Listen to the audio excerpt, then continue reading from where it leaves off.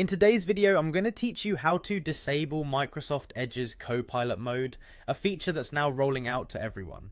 If you've been experiencing interruptions or simply prefer a more streamlined browsing experience without the AI sidebar popping up, this guide will help you turn it off. First, let's start by opening Microsoft Edge on your device. It's likely your go-to browser if you're watching this tutorial, but if not, simply locate it among your apps or use your computer's search function to find it.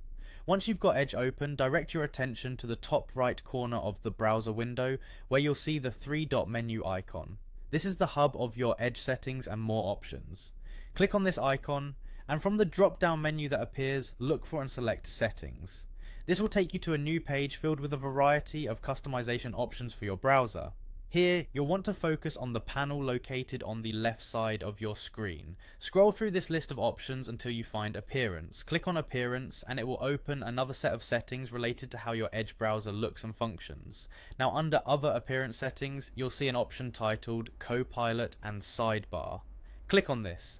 This area specifically deals with features that integrate AI capabilities into your browsing experience, such as the Copilot feature we're addressing today. As you delve further into app-specific settings, you'll find the setting for Copilot. This is where you can manage how the Copilot feature behaves in your browser. What you want to do here is locate the toggle option that says Show Copilot button on the toolbar. Currently, it might be switched on. By toggling this setting to off, you effectively remove the Copilot icon from your toolbar. This simple action also prevents the sidebar AI from appearing, thus giving you a cleaner, distraction-free browsing environment. And there you have it. By following these steps, you've successfully disabled the Copilot mode in Microsoft Edge.